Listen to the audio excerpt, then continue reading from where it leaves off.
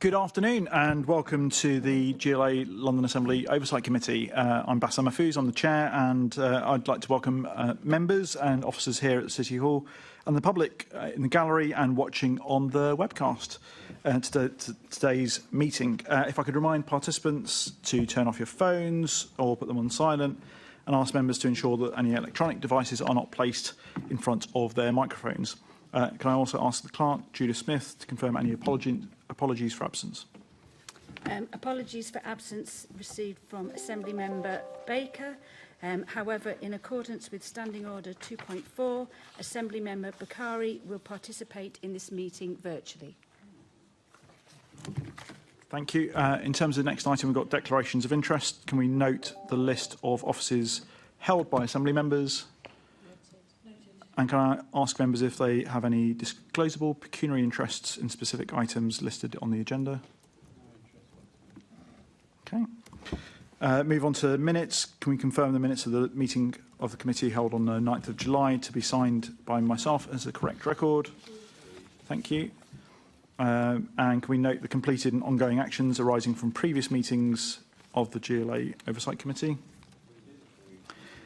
Action taken under delegated authority. Can I ask the committee to note the following recent actions taken by myself as the chair in consultation with the deputy chair and party group lead members under delegated authority to agree expenditure of up to £2,423.49 for the purposes of the committee's visit to Paris as part of the investigation on London's place in the government's devolution reforms.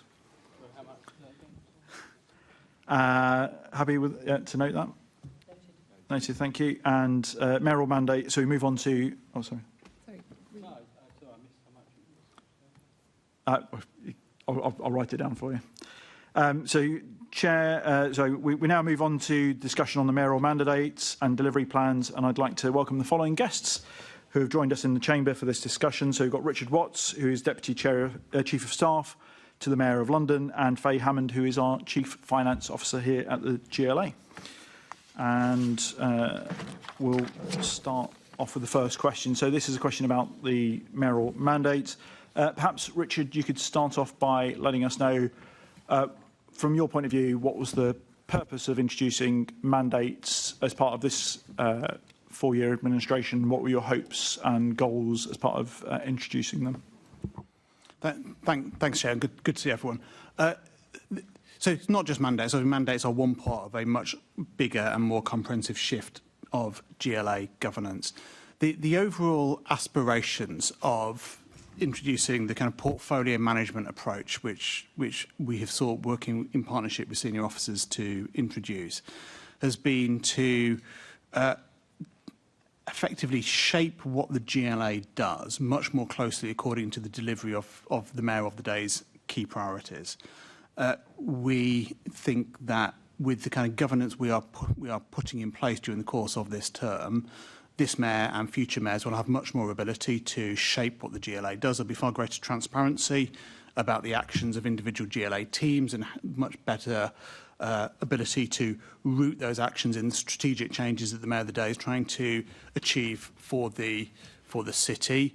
It allows the GLA to discharge the duties it has as a strategic authority set out in the English devolution bill in a much more comprehensive way, because we will be much better able to hold the kind of strategy for the city and link staff's actions through into that. And it allows much more transparency about where we spend resources, so we're much better able to understand how the GLA spends its money, what we are buying for that money, and how we can then get the GLA and how we are using the resources available to the Mayor and the GLA senior officers in order to deliver those priorities. So that level of kind of transparency and kind of ability to make sure that everything that we do is linked around the delivery of key strategic goals is a very major step forward for the GLA. And there's a big programme of culture change, I think, through the organisation that has gone as part of that.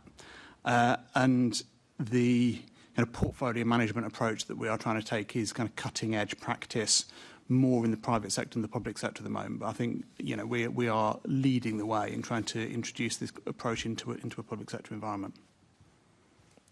Thank you. And so since last year, and we've been discussing it previously, You've introduced 14 mandates. Is that going to be the final number? So what we have is the Mayor's overall ambitions are split into 21 different programmes. Each programme will have a mandate, which is the Mayor's instructions out to his team, both kind of Mayor's advisors and members of staff, about what the Mayor wants them to do, and in response to that, they are then charged with producing a delivery plan, which then talks about how they are going to do it. And that's the process that we're going. It's the production of those that we are going through at the moment. Okay, so in terms of those delivery plans, I'm going to pass on to Assembly Member Bakari, who's online. Thank you very much, Chair. I just wanted to make a clarification from that last question about that final number, because we were told by David Bellamy and yourself that the aim was to produce 21 mandates. Is that still the position, or is that a movable number? Yeah, there are 21 programmes. Each one will have a mandate and then a corresponding delivery plan. 14 of which, and the ones we've moved quickest on, are kind of wholly owned by the GLA, really. The others are owned by some functional bodies. Okay, great, thank you. Now, so far, 7 delivery plans have been published. When was the date that you will be planning to deliver all those plans to be published? What's the plan going forward? The aim for the rest of the other 7 in the GLA's purview is the end of October this year, and for the rest, I think by the end of the year. Correct me if I'm wrong. Yes, that's correct. Great, thank you. My final question then is what is delaying that process, because it's over a year into the mayoral term? Is this having an impact on the actual delivery of the mandates? I'll start on this one, then Faye can fill in, because obviously Faye's here today because part of her responsibility is not just running our finance team, but also running our governance team as well. So Faye is the kind of corporate lead for this process. So I think you are right, Assembly Member, and I am as frustrated as Assembly Members are about some of the time that this has taken. And the reason for that, I think, is two or threefold. I think, number one, I think it became quite clear that there was some capacity gaps in the organisation that, as we sort of tried to work through this, I think the GLA was pretty heavy in terms of policy expertise in its policy teams, but didn't have a great deal of kind of the central expertise needed to run the oversight necessary in a process like this that Faye is now correcting. I think number two, I think when any organisation is in need of kind of culture change and working through kind of quite established behaviours over the GLA's like 25-year history, that isn't done overnight, and we took the view it's better to actually try to work with this to get change in the way the organisation worked, rather than just to impose a new set of governance principles on the top of it that just completely disregarded how the organisation works, because plans and strategies always fail that way. And kind of number three, actually then, quite a lot of external circumstances has changed. So the internal iterations of the delivery plans have gone, not least the clarification of the GLA's role as a strategic authority in the publication of the white paper and then the English devolution bill, plus knock-on consequences of the spending review and other things as well. So a lot has changed in that year too that we really wanted to reflect, so the delivery plans weren't out of date by the time we did it. But look, Assembly Member, I share your frustration. This has taken as long as it did, and it's been great to have Faye on board as leading this process and bringing a kind of both a resourcing and a focus to bear on it. Thank you, and I hope that you're going to be confident that you will be able to meet the targets that I'm sure you're setting yourselves now. And if that is clear, please make that confirmed. I would be extremely unhappy if we didn't.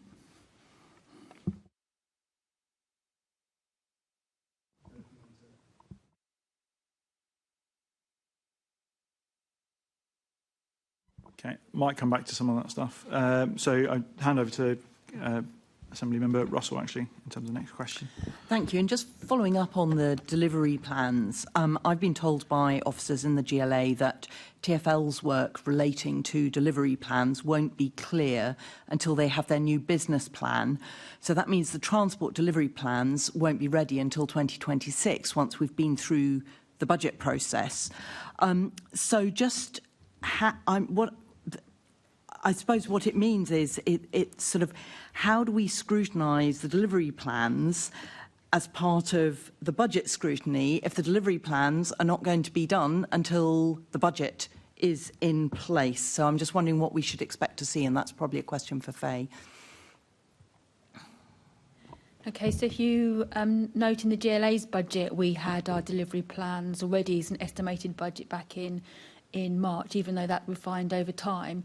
So I would work with TfL to develop that thinking, and hopefully they also will be able to provide a estimated budget as part of their business planning.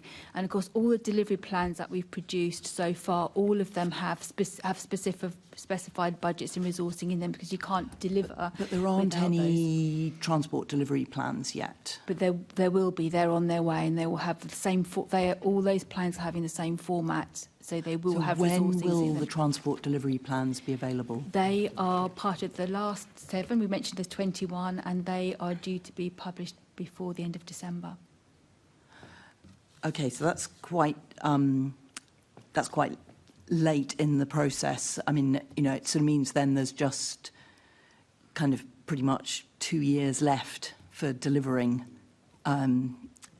on those plans. Yeah, I mean, that's right. Although I think one of the things I want to make very clear throughout all of this is we haven't just done nothing out there whilst we've been doing this work. I mean, clearly, prioritisation of delivering the Mayor's transport strategy and his manifesto commitments have started from day one of this term and have carried on throughout all of this process. In fact, one of the delays is that we've expected all of our officers to both do their day job and do then this work on top of it in order to prioritise making the change that Londoners expect on us. So I wouldn't accept any kind of categorisation that the delay in the publication of these delivery plans have actually slowed delivery on the ground against already accepted and kind of published It may not have delayed delivery on the ground, but it's certainly delaying scrutiny. Because if we can't see those delivery plans until December, then there has been no scrutiny of those delivery plans, which are to do with this mayoral term, and we're going to be butting into the last 2 years of a 4-year term. So I accept that, and I think we can talk to TfL about the timely. I take that. I can talk to TfL about the timeliness of it. I mean, at the same time, I think obviously all of the traditional ways of keeping holding TfL to account, including their business plan, including all the kind of stuff that the Transport Committee here quite rightly does, have still been available to it. What I think is important, and the reason why we took the decision to publish the delivery plans at the same time as the business plan, is the two do need to speak. The two do need to speak to each other, because it would be pointless having a set of delivery plans that then effectively we were starting from a low base in getting TfL to implement them, because it didn't match with what they were planning to do in their business planning process as well. And because we've gone through such a long period of uncertainty around TfL finances that was only really ended with the announcement of a multi-year capital settlement this year, then that gives us that run through to the end of this term now, that allows us to have accelerated this planning work and then have a very clear run through for the rest of the delivery that we haven't already been getting on with. Well, I think if you can just really bear in mind that as a scrutiny body, it's making it very difficult for us to scrutinise those delivery plans and to make sure that, that all the timelines around getting them published are stuck to, that we do get to see them by the end of December. And just bear in mind, we have a role in looking at what's committed to being delivered, and we may have opinions on it. So anyway, I will move on to the questions I'm meant to be asking, which are about mandates. Sorry, not mandates. It is, I've moved to the wrong bit of paper.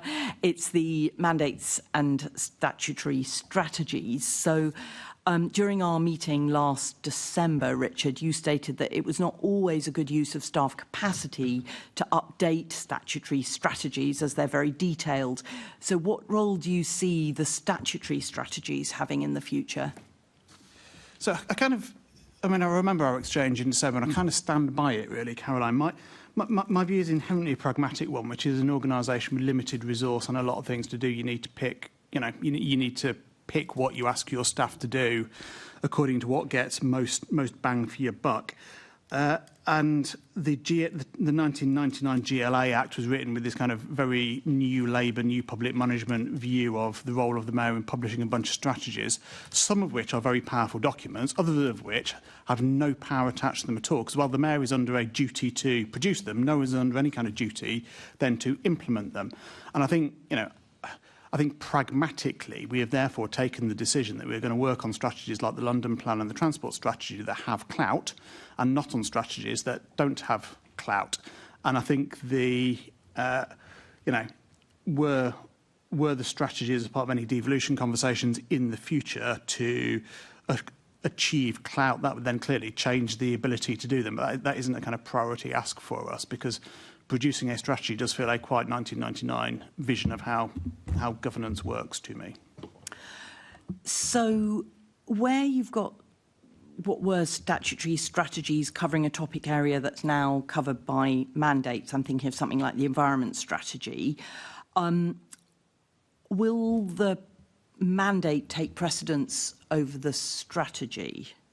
So the strategy will sit there as a statutory document, but I can't remember. I think it was 2018 the last time we updated the environment strategy for exactly the rationale that I've just explained. So the delivery plan will set out really the mayor's kind of most current thinking about his strategic approach in that area. It's not a statutory strategy that would have to come to the Assembly. It would have to go out to public consultation, and so on. And again, there is an aspiration, there's an ambition for us to, over time, update our statutory strategies to make sure they kind of chime with what the current thinking is. But I think, frankly, it's better for both transparency and scrutiny reasons that we publish these documents that set out our current thinking than we are really kind of relying on a document, in the case of the environment strategy, that was last substantially updated in 2018. You could say, this document hasn't been updated, so therefore we won't use it, but actually it could have been updated. But these mandates have got quite big decisions in them about the targets to focus on and where to aim policy. So, for example, you've got the Cleaning London's Air mandate, which commits to meeting the interim WHO PM 2.5 target by 2030. But it doesn't commit to the equivalent interim WHO NO2 target by 2030. Now, that's a big omission, and it's not been consulted on. So if we as Assembly members think that that's not the right way to go, are we able to lobby for that to be strengthened? Would you update the mandate and the delivery plan if you agreed with our lobbying?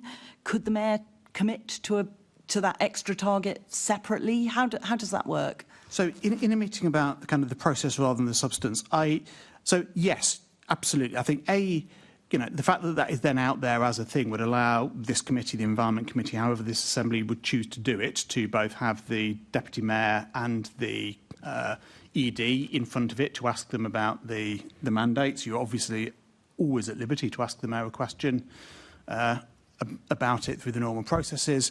And, we've said very clearly all of these documents are live documents and changed as circumstances allow. What the advantage of not going down like the statutory strategy route, where you need a 12-week consultation about everything, you then need a kind of decision. It kind of tends to take away any flexibility to update as circumstances dictate, and blimey, circumstances have changed.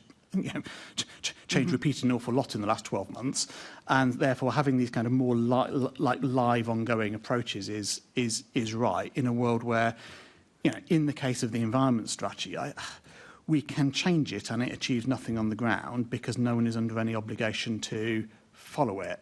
And, it's nice. I can see it's neater and everything to have up-to-date statutory strategies, but there are decisions to be taken, I think, about how best to deploy, quite limited resource. So if you're deploying these limited resources, just one more issue with this current process, within the Cleaning London's Air mandate, it says that you expect the mandate to be read alongside the mandates for delivering a greener, more climate-resilient London and reducing inequalities and decarbonising transport programmes, and that you expect the delivery plans for these programmes to be developed in tandem. But I don't think those other two, the more greener, more resilient London and the decarbonising transport programmes, have been published yet. So how does it work if your timescales on putting this stuff into public are not quite matching up? Well, I think at the moment where we're having this meeting, understandably, and it's a perfectly understandable question given where we are in this process, kind of halfway through the publication of these things. The thing I can assure you is that the conversations during the drafting have absolutely had that kind of reference to each other, and when they are published, I think you will be able to see that it all stacks up together. But I grant you, where we are now, kind of halfway through the publication, that isn't obviously apparent, but I can assure you that work is being done behind the scenes. Okay, well, we'll look forward to seeing that. And then, unlike with the statutory strategies, there isn't a mandatory requirement for consulting with the Assembly or the public on the new mandates or the delivery plans. Now, the Mayor has chosen not to consult with either before publishing these. So why is that, and how are you ensuring that Londoners' views and concerns are reflected in the mandates and delivery plans? I think there's two answers to that. One of which is, in getting these out there as a description of what we are doing, we are putting far more transparency in there, both around the Mayor's kind of strategic approach, but also actually the actions of the 1,400 staff that the GLA has, where we've never published anything like this level of transparency before. So actually what we're putting out there is a greater degree of transparency, where we are describing the day-to-day work of teams in much greater depth in the public domain than we haven't done, than has ever happened previously, or that happened in the council I led, for example. I think so I think that extra transparency aids scrutiny and allows you to hold Faye and her management team colleagues and the Mayor's deputy mayors and the Mayor's senior team far more to account on the kind of what we are actually doing. In the end, the priorities are set by the Mayor, who's elected by the people of London to set those priorities. What this, I think, management system does, as we kind of talked about when we met in July, was whoever is elected mayor, it gives them far more direct control over what the GLA is actually doing as an organisation because of that greater transparency. And I think that's democratically for the good. What there is, though, clearly is because these are not statutory documents, anything that requires a formal consultation, anything like that to introduce. We'll clearly still go through that process. Mm-hmm. And, but what this does is then set up much more clearly what we're trying to do before triggering that consultation, gives people a much greater sense of what's coming down the line over the next 3 years than we've ever put in the public domain before, and allows, people to get a bit of a sense of, how we spend the kind of 140 odd million discretionary pounds that we have each year on the, to spend through the GLA core mayor budget. Do you think it would help us to have a forward plan to help us understand all these documents coming out into the future? Yes, I mean, and this is a slightly technical question, because I think that is right, and I think one of the things I'm going to ask, I think, Faye, we can reflect on is like what we can give you in terms of further reassurance about what is coming out when, and therefore, what we can. Give you that kind of heads up as to what's coming. But frankly, also, I think, far be it from me to give the Assembly advice now to do its job. Once these are all published, I would have thought they're solid gold to a scrutiny committee, because you actually can then start holding us to account in much greater detail for what we're actually doing. Thank you, Chair. Oh, sorry. Yes, sorry. I just want to add to your point. Of course, we have the statutory consultation related to the budget, and the delivery plans will be reflected in the budget. So there's a process there that enables scrutiny, and each of those delivery plan, the resources attached to those will be clearly and transparently reported in the budget for the budget process. Thank you. Thank you, Chair. Thank you. Assembly Member Best.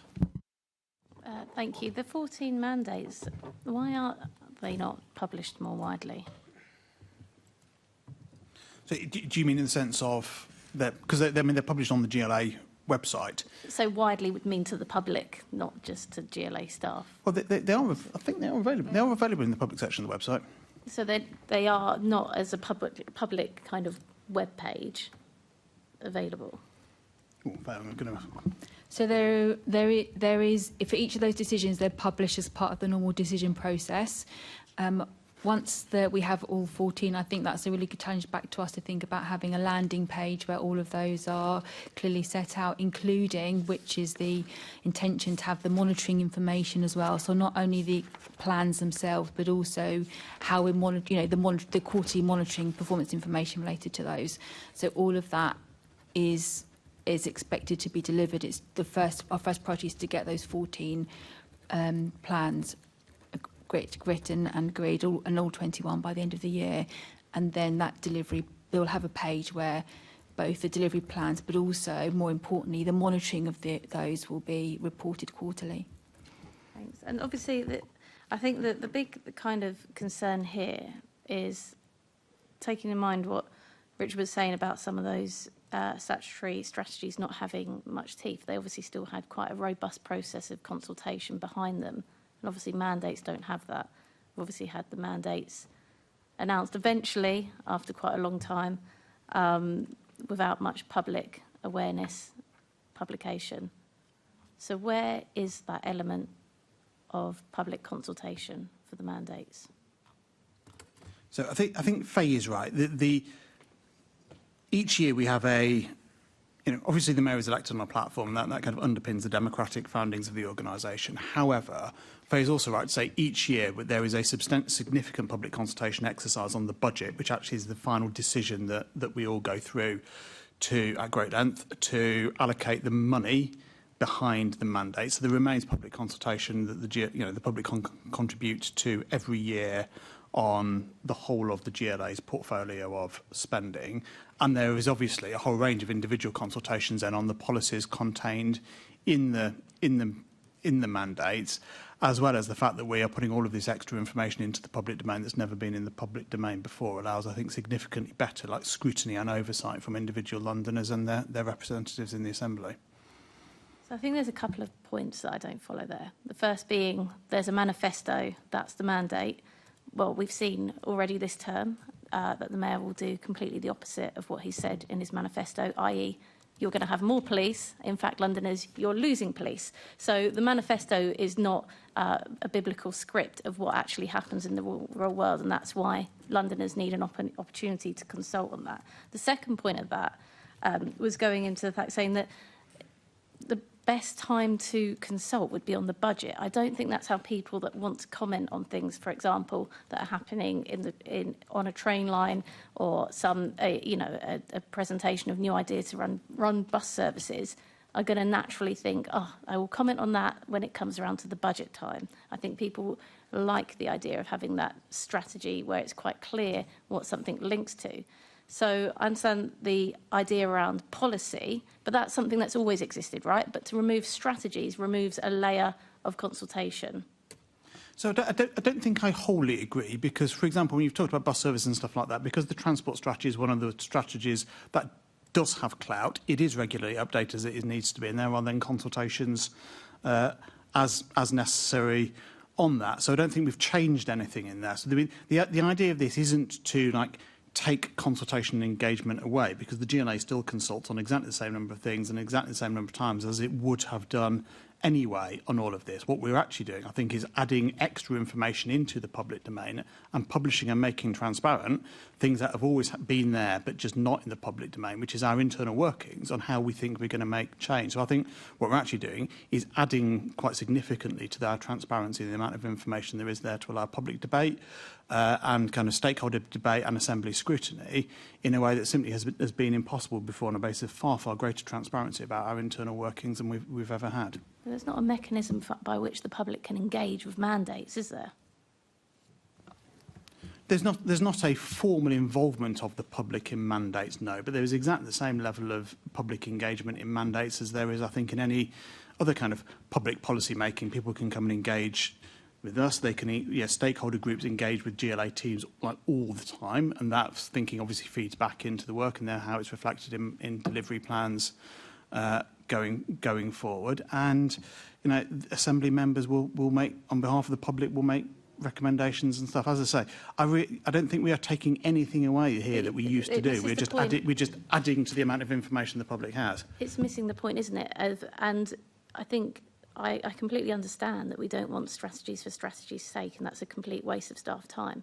But if you have a statutory document, even if it perhaps lacks teeth, the part of the statutory process is that the public are consulted on them. So if you're saying we are going to have that statutory document, but that's basically sitting there collecting dust, and we're going to act through the mandates and the mayoral delivery boards, there does seem there is a less engagement with the public. On the face of it, unless, obviously that's why I'm asking the question, so you can explain how that's not the case. So I see your point. I think it's a fair question. I think my response would be that in terms of where we'd actually got to as an organisation, in terms under this mayor and I think the previous mayor as well, because Ken was quite attached to his strategies, is there was effectively what I've just said publicly was the private position of the organisation. We just weren't out there discussing it. And I think, therefore, in moving towards this new system, we're at least making what we're trying to do more transparent and more publicly available than it ever has done before. As I say, I think that there is we're not saying we're never going to update the statutory strategies or the statutory strategies are dead. We are just saying we are prioritising that work relative to the kind of other stuff that will actually make change on the ground for Londoners. Because in the end, any change in statutory strategy is a big process that takes significant staff time, and there are decisions to be made around. Given, I think we are not, we have got written into our processes and written into the way inherently the GLA operates that there are lots of opportunities for public consultation. To give the public a consultation on a statutory strategy that has no teeth doesn't feel to me to be like the be-all and end-all of public engagement in GLA decision-making. I think there's a dented trust perhaps in this because of the way in which it's evolved, changed, been delayed consistently, but hopefully if AU gets to that point where we are having a landing page and it's clearly explained, then we can, I certainly will understand more where you're coming from. At the moment, I do feel the way in which this has gone about over the last 18 months, a degree of trust has been lost in what you're trying to achieve here. I hear that, and I think the suggestion about landing page on the website and greater public transparency through the website is a good one, and I'll certainly take that away. Thanks. Just before we move on to the next topic, I just wanted to come back to going back to the purpose. The purpose of this was to effectively turn the manifesto into more specific outcome-based, delivery-focused areas through these mandates. In order to achieve that, clearly, and phase here, is that you need the resources to be aligned with those objectives. And therefore, from the Budget Committee point of view, when you talk about the consultation in terms of the budget, you would look to see an alignment of where budget and resources are allocated in line with these targets and objectives and that focus on delivery. How much of that will we see this year in this year's budget setting, Faye? So within the budget that's going to be produced hopefully February rather than March next year, the eventual budget, and also in the November, the first part of the process, we will have the delivery plan. Each of those resourcing lines will be in that budget document that comes in November, so that will be clear in terms of resources. And repeated again in March, so there'll be that process. But in addition, the sort of ambition is not just to have resources thought about separately from performance and outcomes. The ambition is to align really clearly budget, outcomes and those delivery plans into a single view. And so over this coming year, whether it's possibly quarter two, if not quarter three, there will be a report that clearly aligns all those three things together really clearly. So for me, it's not just about the budget being in the right place, it's also aligning that with the outcomes. And so that's what having those delivery plans and each of those having set budgets enables us to do in a way that's different from other organisations have an opportunity to do.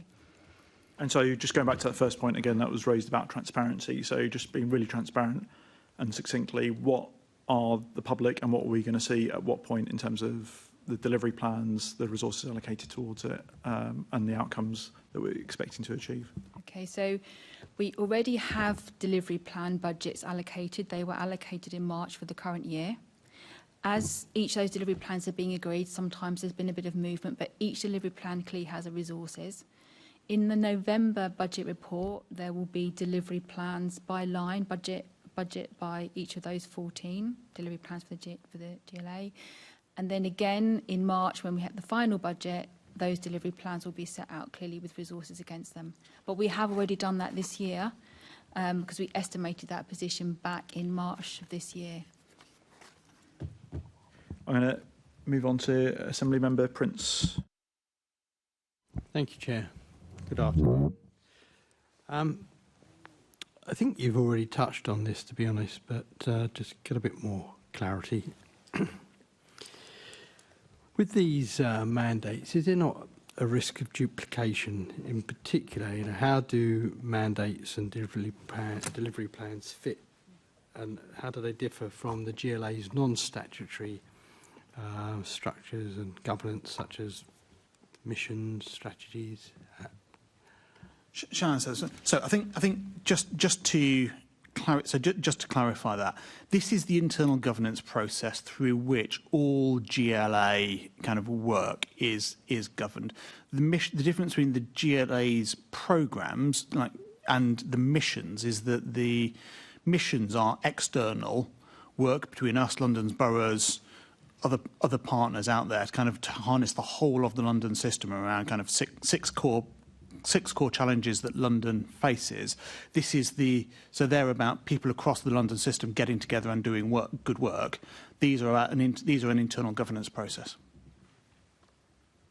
Actually, that is amazingly clear. I have to give you that.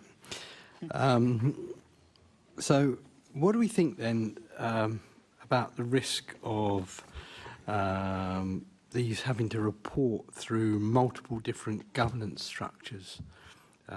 Is there a possibility that might get mixed up a bit? Well, I think we're trying to Faye may want to say more about this. We're trying to reform the governance structures so we don't spend all of our time measuring what we do, no time actually doing it. I think we've got the Mayoral Delivery Board, which is the kind of core weekly kind of meeting that clears mayoral decisions before they go to the mayor for final decision. The aim of the Mayoral Delivery Board committees that I chair that sit under that is they're the point of which kind of senior people from both kind of mayor's appointees and senior managers get together to work on a number of different programmes which have got some similarities to them to make sure the work we're doing is aligned and to make sure different bits of the organisation are working effectively together. And it's those committees which are actually in practice driving a lot of the culture change that this process is leading to.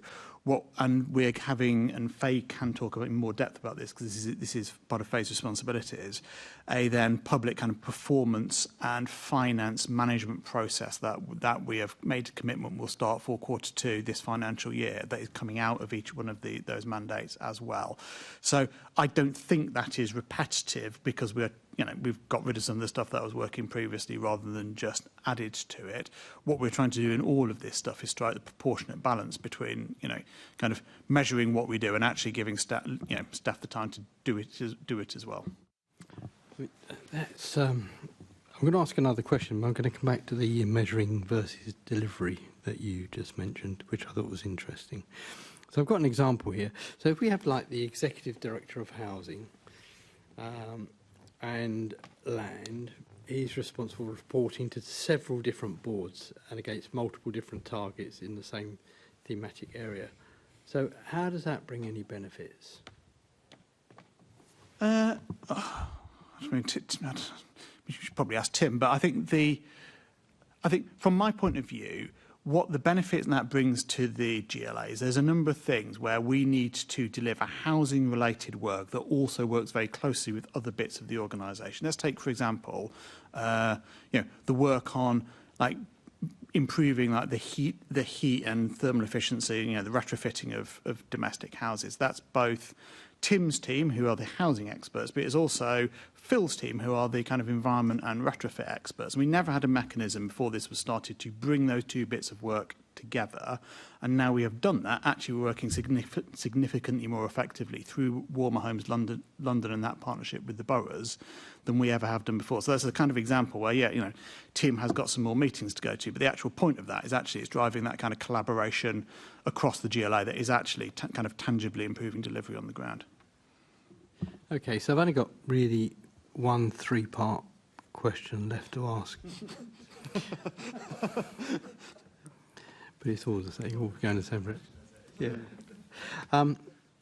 So throughout you've been saying that this is more transparent, and in some respects I agree with what you're saying, because it's almost like looking at the workings, isn't it, really, if I can put it in that sort of basic way.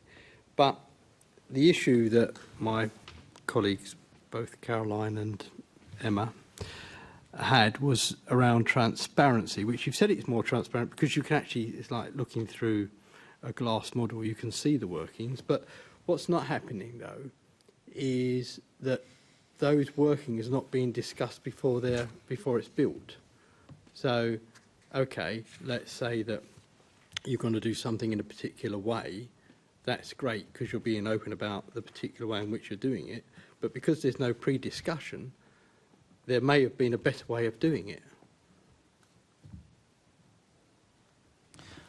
Yes, I see your point. I mean, I think. So reflect on that and kind of coming back with the kind of serious rather than a glib answer. I think I'd say two things. One of which is, I think the fact that we've now at least put this in the public domain means there is a discussion to be had.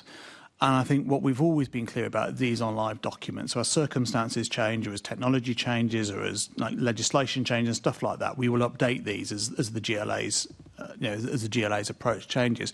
Part of that, I think, is just a genuine conversation. If other people are coming up with better ideas than we have internally, we will change practice to reflect that. So I think the fact that these are a live document does enable that kind of ongoing consultation. I think there has been a lot of kind of internal conversation with our own staff, but I think it is, some of that hasn't come to the Assembly, except through discussion around some of the mandates when they were published. We haven't a kind of pre-discussion of delivery plans and stuff like that. And I think that is that I will take that away and reflect with colleagues on how we can. If you could, because that. otherwise it's a bit like after the Lord Mayor show, firework night was great, but actually it could have been better, but it's too late, isn't it? Because it's gone.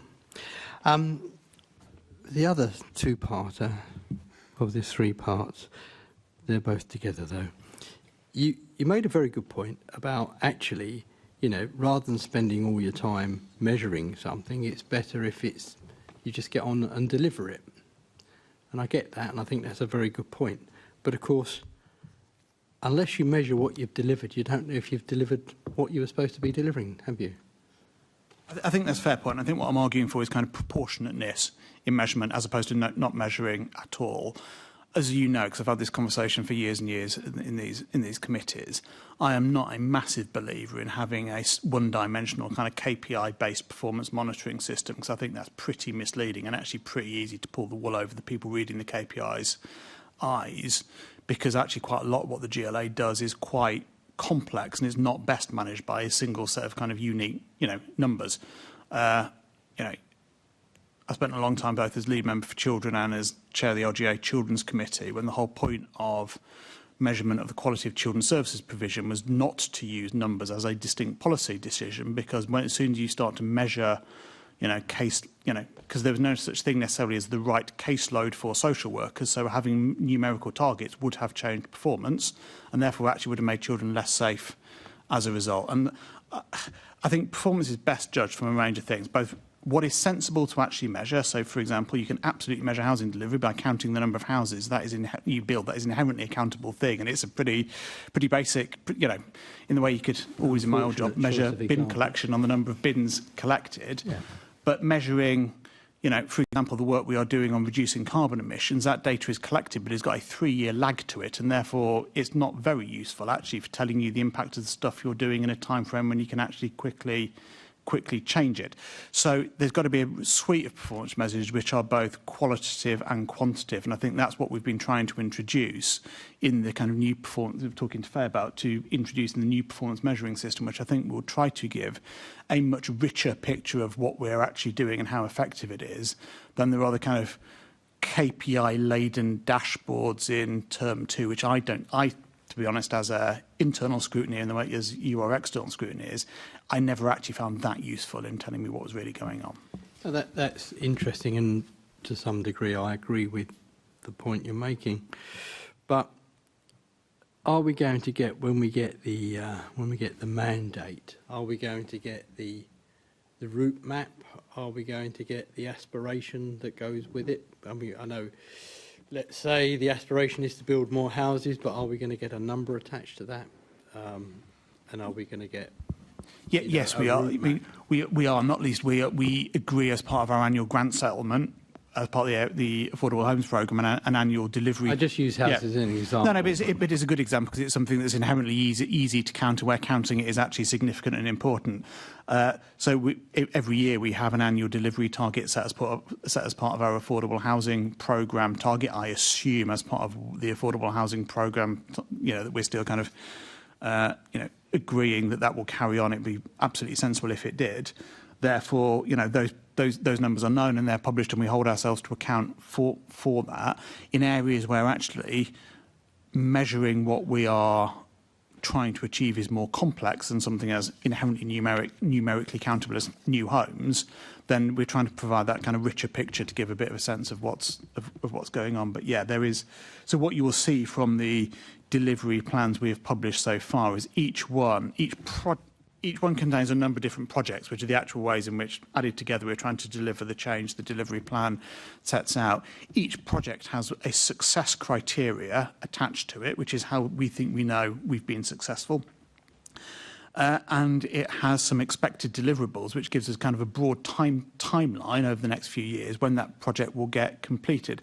That allows us to both know, internally as senior management and externally as the Assembly, both whether we think we are heading towards the kind of end that we want out of that bit of work, and if we're on schedule to do it, because we're hitting the kind of internal timelines that we're setting out. And I think that, combined with kind of some KPIs where they are useful, like housing delivery, for example, I think will provide that much kind of more richer picture of the organisation's delivery. And I think that is again part of a culture shock where we are expecting every projects will come and go. They'll kind of, we'll do some work, we'll complete it, and then we'll stop doing it and we'll move on to the next thing. I think that in itself is actually part of, quite a big part of the culture change we've been trying to get.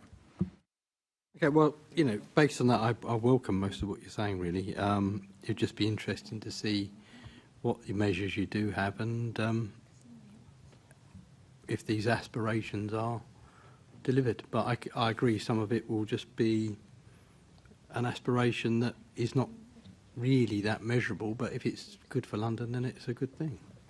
And I think at least the transparency of having it out there allows at least a kind of qualitative discussion of whether we think senior managers and deputy mayors are doing it. I think we agree on the post-transparency. But also the kind of the quality of us having published success criteria for every project then allows, I think, better quizzing of the people responsible for delivering that, which is obviously, in the end lands on the mayor's desk, but me with primary responsibility for managing the deputy mayors to do that. Assembly Member Georgie. Richard, all this talk of cutting bureaucracy sound like a good Tory these days. Yeah, steady on. On this non-statutory point, you've been speaking my language this whole meeting, because essentially non-statutory strategies have been used for the last 20 years by useless politicians and bureaucrats who have got nothing better to do with their time. So having said that, will you be instructing deputy mayors and senior officers that no more non-statutory strategies should come forward unless they fit within your new programme? So what we have said is to not prioritise work that doesn't make a difference. I mean, as I say, I think that so at the moment there is no updating to a strategy that doesn't have genuine teeth in any of the delivery plans that I have signed off. As I said to Caroline, in the end, it is better if all of this stuff aligns, and so the aspiration would be down the line to start updating this kind of stuff, but it's not a priority for us. Yeah, but you say that's not a priority. That's still taxpayer money being spent on officer time. So there's, I hear. Sorry, just on this point. Forgive me, sorry. No, and I think you're. It sounds like there's definitely an improvement in that you've said, look, discreetly, Mayor Khan and Mayor Johnson had this sort of approach, but never really said it publicly, which is fine. I'm glad to hear it. But things still snuck through that. All right, we all have our different opinions on these things and add merits to various strategies. But ultimately, it was still a strategy drafted, written up, published at the cost of tens of thousands of pounds, when really the mayor already had a policy for it or intended to go in a certain direction. So my point is, how do we stop that? And can you guarantee that you will stop that? So here's one of the big advantages, and I suppose putting a more plain English description of what I meant by greater internal transparency. GLA staff should only be doing the work set out in the delivery plans because that's all that they've got budget or sign-off to do. So the existence of these things allows much greater internal scrutiny for people like me and Faye, much greater external scrutiny for what staff should actually be doing. There's no clearance for staff to be doing anything that's not set out in these plans.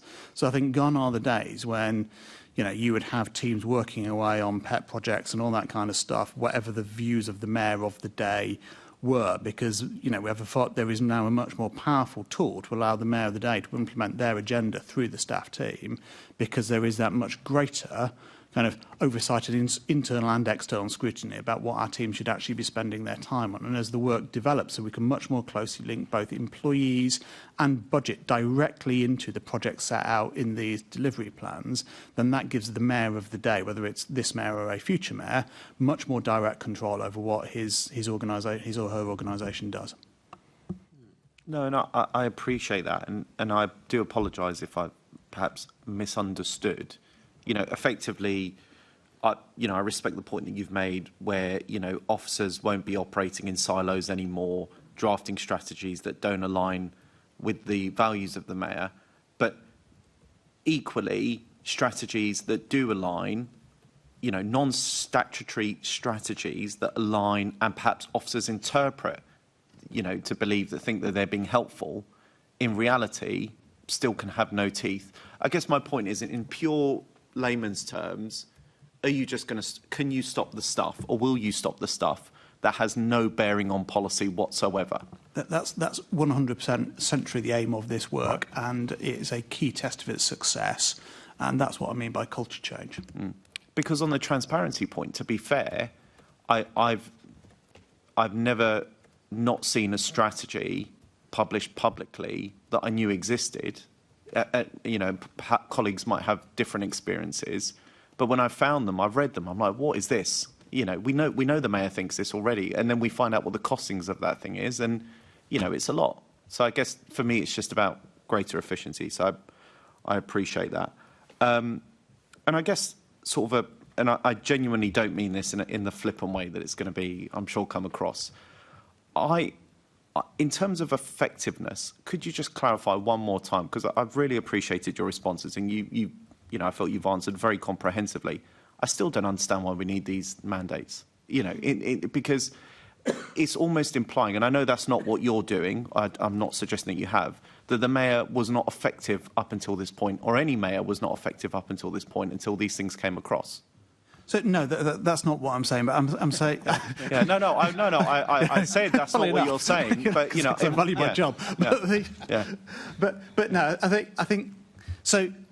I think this is a step forward in organisational governance. I think this can make the GLA a more effective and more transparent and more nimble organisation. I think it needs that. I think I think a lot of good work happened on whether you like the mayor's aspirations of any of the this mayor or his two predecessors is up to the individual democratic taste of Londoners. But lots of great stuff has happened. The GLA has done lots of great stuff over its 25-year history. What I think this allows us to do is to speed that up, become more efficient, manage the work of the GLA more effectively, and give this mayor and future mayors far greater grip over what their officials are doing. I think just one final point on that, Richard. Look, to be clear, I think the mayor's been very effective in doing things that I personally do not like, but Londoners had an election and he was re-elected. And that democratic point, I think he's got a mandate.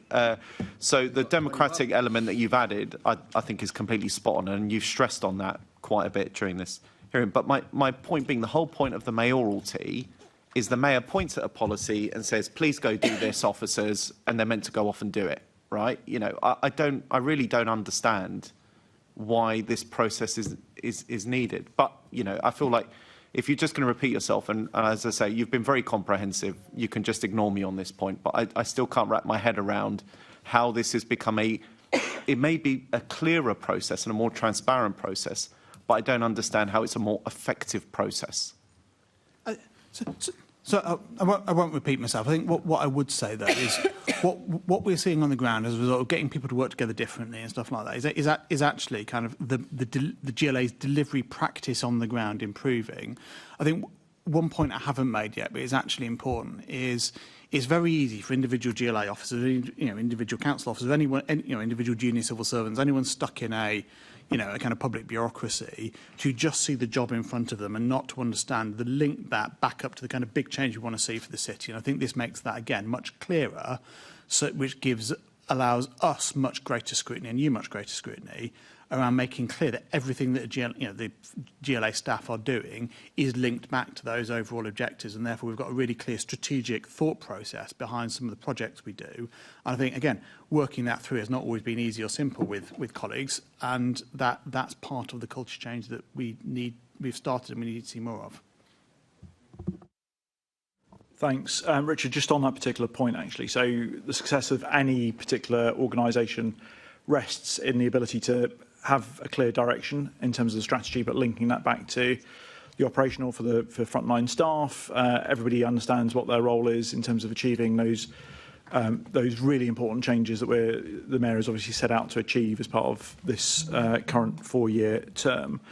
As part of that greater focus, you've set up as part of this process the Mayoral Development Board. You chair a number of committee meetings that sit under these themes and mandates. How many times have they met so far, and how are you making sure that is driving the change of culture that you've talked about time and time again? So the 6 delivery committees, each one meets. It used to be once a month, but I've now shifted that to once every 6 weeks. So it better fits in with the cycle of performance reporting. So they have met quite intensively to drive the kind of development of these delivery plans, and the kind of delivery of the kind of quite big changes in actually the practicalities of what we're doing on the ground as a result of understanding what's in the delivery plan and therefore what's not in the delivery plan and has to be wound up. So there's been quite an intense piece of work. They've met a lot because of that. It's been quite a large part of my working life in driving that process and overseeing the quite big shifts. I think we're now in a place where the plans are kind of getting written and finalised. They're now quite a lot of them in the public domain. The ones that aren't in the public domain will be in the public domain quite soon. And so we're going into a slightly less intense phase of work where we are now we're not kind of setting the agenda. We're now monitoring how people are getting on with the agenda. But yeah, they have been busy, and it's actually the operation of those committees that has been one of the things that has actually driven changed operational behaviour amongst the teams. And it's great that you get to see that, Richard. As Assembly members, you'll appreciate, and you talked about the transparency and ability for us to see that and obviously hold the Mayor's office to account. How much information and how will that information be shared with members? So we publish kind of There are some of that report. So some reports, I'm trying to think what goes in. So those reports report back to mayoral delivery board, and those agendas are made public. The agendas are, I think, public documents, and could be seen by assembly members in the normal course of events. I think the other thing actually is obviously you get to see the work on the ground and get to scrutinise the result of all of that as well. Okay.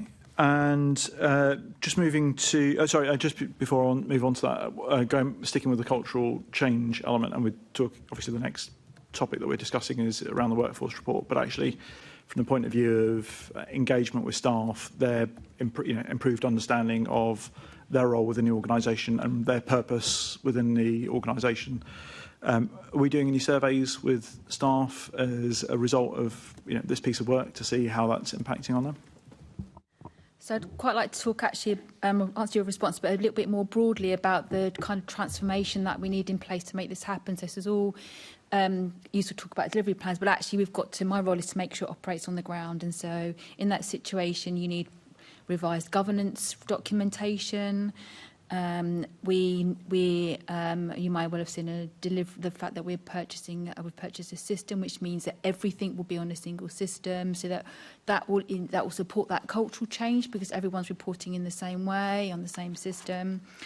We've got organisation structure and capability things that we need to put in place that we've put in place. So we'll be setting up a corporate portfolio management office under myself, so we have that single version of the truth, a single route to place all those things through, a single language that we're talking about as an organisation. And in addition to that, we have various communications through staff, through our sort of regular briefings we have with staffing in terms of embedding those processes. So I think that there'll be some time before we get lots of those things embedded, but what my role is to make sure, with the support of colleagues, that lots of those foundational parts, elements within the organisation operating. So that's been my role in terms of delivering and driving this culture change. We haven't surveyed staff as yet, but we do have regular feedback from colleagues. We're quite an open, transparent, an organisation that feeds back regularly. So we listen when we're talking about some of these things we're implementing, what works for them in practice. So all that sort of more softer feedback I'm receiving in my role in terms of redesigning this process so that it works for colleagues. So back to previous comments around it being effective, not duplicative, all those design principles we're building into how we're making it operate on the ground, and we're listening to colleagues in doing that. Very positive to hear. My final question is really about the relationship between the mandates and all the work that we've talked about this afternoon. And of course, the government has set out its own themes and its own objectives as part of the integrated settlement deal that we now have going forward. How do you see that in terms of alignment or otherwise? So I think it's really important that the integrated settlement requirements, including the outcomes and the reporting frameworks, integrated into our existing systems. We don't want a duplicative system overlaying that, and so I'm designing that system in the way that does that. We will want to ensure as much as possible that the outcomes that we agree with central government are aligned to our outcomes in terms of that process. Where we are on that journey is that between now, over the autumn term, we're talking to government about what those outcomes might look like that we need to report to them on a 6-monthly basis. So that conversation's in progress, but that completely align the delivery plan requirements and the governance process from that in the integrated settlement into a single transformation programme that I'm sort of leading so that we have that alignment so we're not duplicative, so they're part of the same process, integrated. And so you're not expecting to amend any of the mandates or delivery plans that you've already created in order to align those with the integrated settlement? No, we're not expecting to redesign any of the delivery plan or the outcomes from that, but effectively you'll have a reporting system which overlays over the top of that. So, for example, it may be that some of those delivery plans are directly contributing to particular parts of the outcomes of the integrated settlement, and I'll be designing a system that doesn't have to mean that officers have to duplicatively report that in different ways. I mean, one of our big successes so far in discussions around the integrated settlement, however it turns out in terms of actual cash at the end, is we've persuaded MHCLG that because we have got all this internal work going on, there's no point in them trying to replicate, duplicate that, and going all the way through to the fact that we won the discussions over whether it be the Assembly or a new London Public Accounts Committee that would be the ultimate point of accountability for the delivery of that integrated settlement, where happily the government took the view in the end it was better to use the body that existed and not create a new one. Yeah, and you beat me to it in terms of that final point, really. So obviously we've been doing that piece of work around devolution. The current bill, as you say, moves that scrutiny to ourselves in terms of, unlike elsewhere in the country, which is a great victory. And so you'll be producing those 6-monthly reports, and those will be shared with the Assembly as well as with government at the same time. Fantastic. Well, thank you very much to both of you for your time this afternoon. So we've now reached the end of this question and answer session. Thank you to our guests. Can I ask the committee to note the report as background to putting questions to the invited guests and note the subsequent discussion? And delegate authority to myself as chair in consultation with the deputy chair and party group leads to agree any output arising from the discussion. Thank you very much. And the time is 3:05, so I suggest we come back at 3:15 for the next set of questions. Thank you.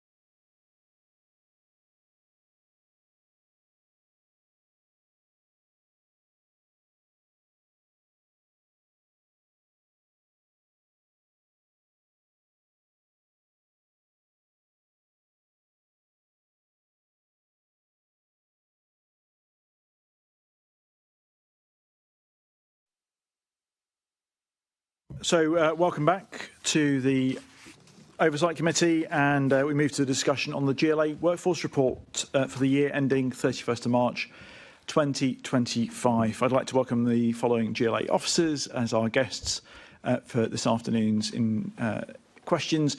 We've got Tunde Olayinka, who is our Executive Director for Communities and Skills. We've got Deanne Tranmer, who's our Executive Director for Corporate Resources and Business Improvement. And we've got Philip Graham, who is our Executive Director for Good Growth. So welcome to you all. I'll start with the first question, and that is in relation to the fact that over the past 3 workforce reports have included a disclaimer that the migration to the IT system SAP has affected reporting capabilities. This report does not include that disclaimer. Is the system now fully embedded? More or less, yes. So yes, I think the system is fully embedded. The only area where there is a slight disclaimer is on the report for learning and development and training, where we have reported on facilitated training, but not on e-learning. So that's the only area that's currently missing. And what would you say about the quality and reliability of the workforce data? How has that improved since the migration to the new system? We've had, you may be aware, the previous system we had was iTrent. We have now migrated over, so this system is using what we call MyHR. There are some ongoing systems changes. We're not quite there. The new system that TfL are introducing is called SuccessFactors.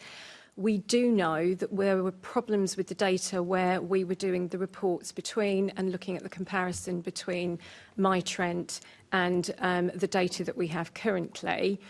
We will still, as we always do, need to do data cleansing, data reconciliation, because things change over the course and not everybody has updated the system. But this system is as accurate as we can get it at the moment. So could you measure in terms of how much of an improvement in terms of data fidelity? That one I would struggle with because I wasn't here before. So I've done a year's worth of reporting since I arrived. So I do know the limitations on the reports that we've had in the previous 2 meetings, and this is the first time we've been able to produce a comprehensive report, which I'm really pleased to be submitting in front of you. And so beyond what you've already raised, are there any other limitations in terms of what you're able to produce in terms of data with the current system? Not for this workforce report, no. Okay, thank you. I'll move on to Assembly Member Best.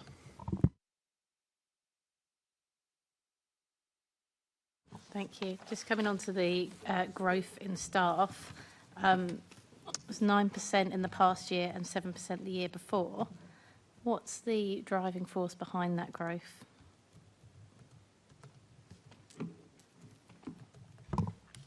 I can certainly start off. A lot of the reasons why we've got the growth is because of different responsibilities and asks that have come through from central government. Certainly in the Communities and Skills Directorate, we've been asked to take on a Trailblazer pilot, which is looking at different ways to tackle employment and long-term economic inactivity.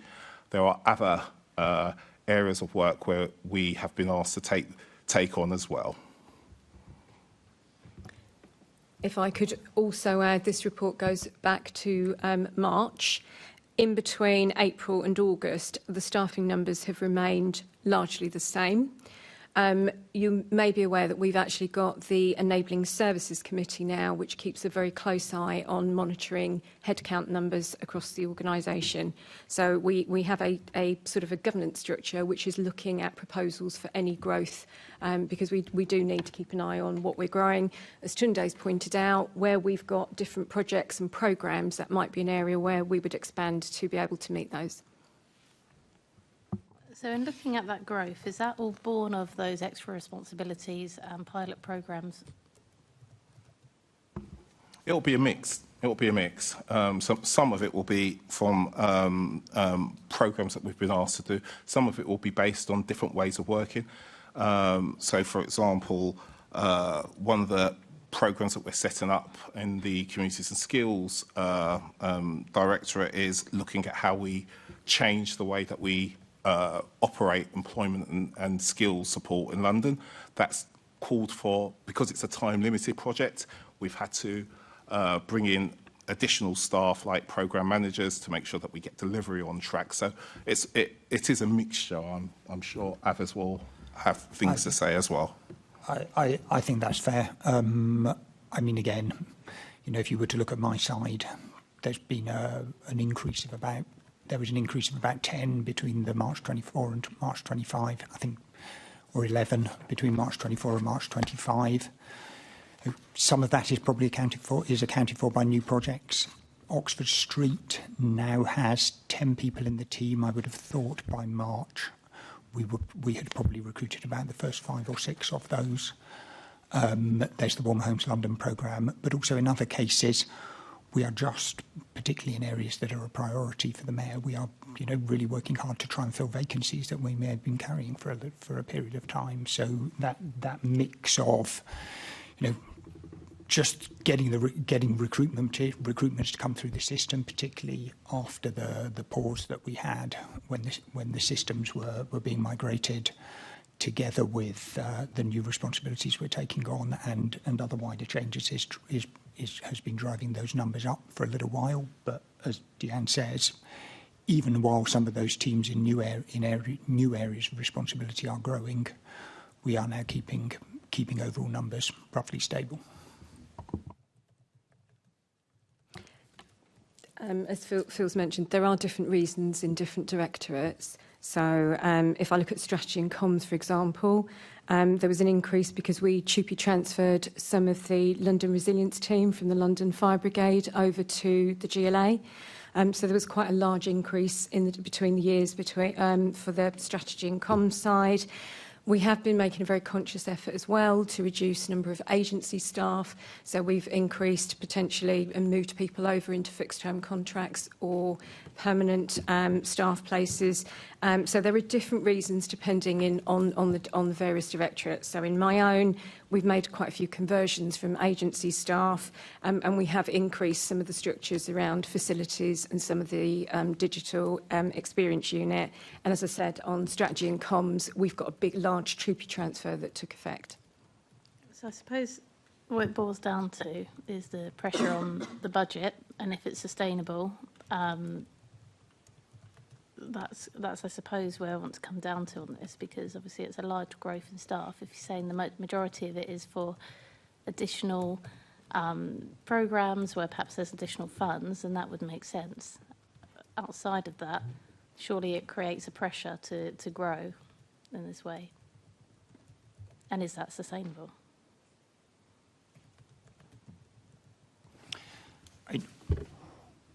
All of these recruitments and all of these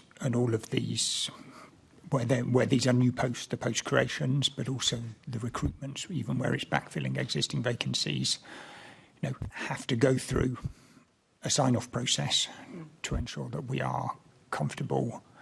I mean, partly that the recruitment should be taking place and is responding to mayoral priorities, but also critically that there's the budget available for it.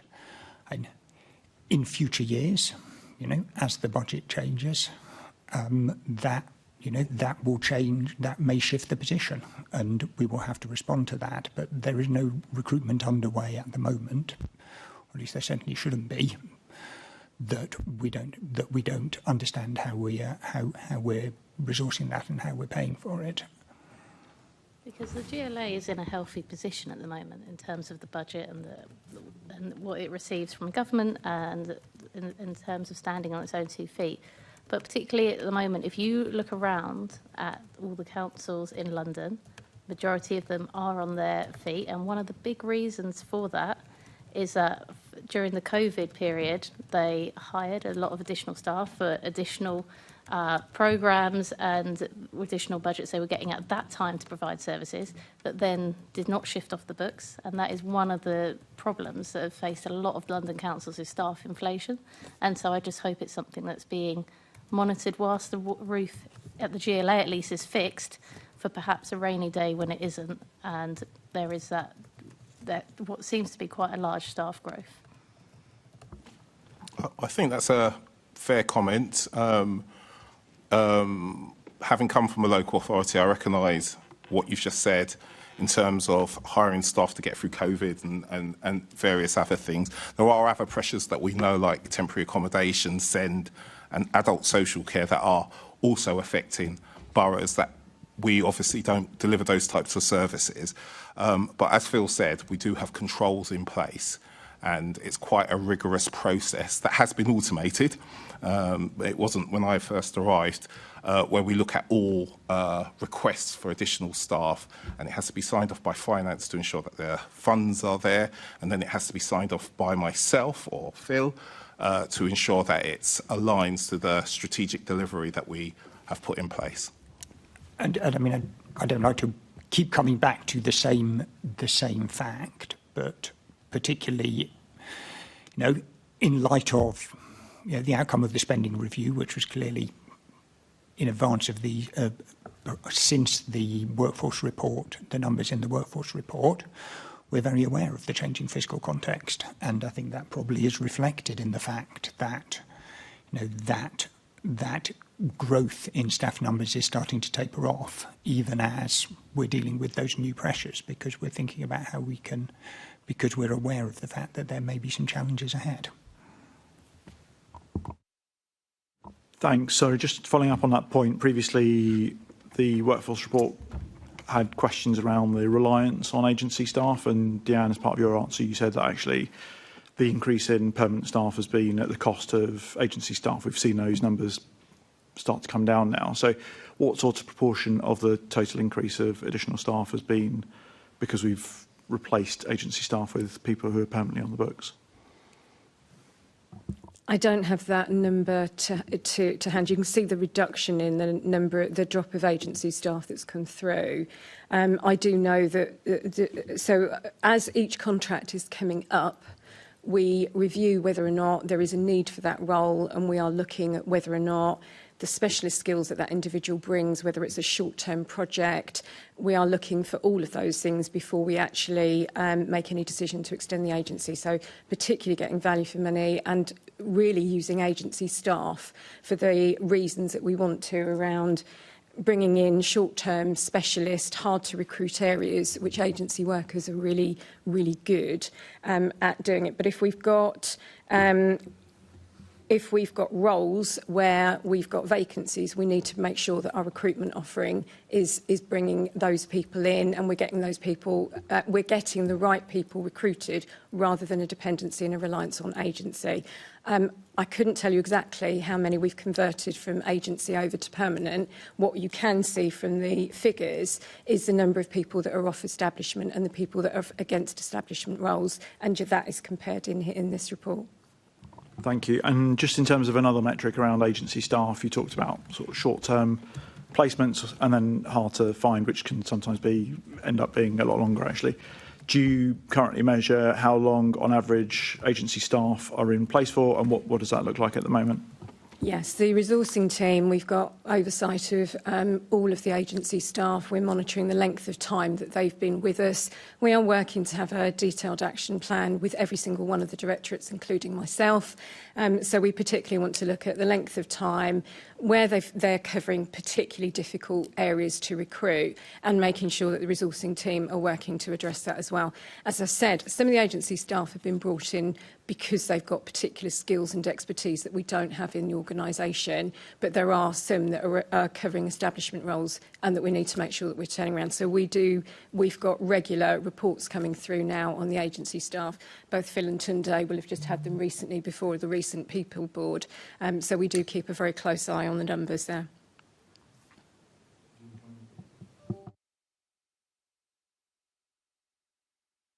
Move on to Assembly Member Russell. Thank you. And just one tiny little follow-up on headcount. You're still advertising for roles, and it feels like these roles that are needed for delivering the Mayor's manifesto commitments.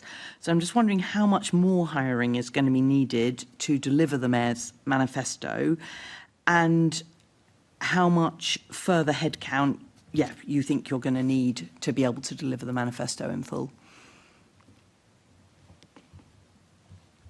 not sure who's best to answer that. I'm not sure I couldn't answer the question exactly as you posed it. I think there is an awful lot. There are plenty of things within the manifesto where we are still working through, and I mean Oxford Street is a good example of that. What the long-term requirement might be to progress that project. But I think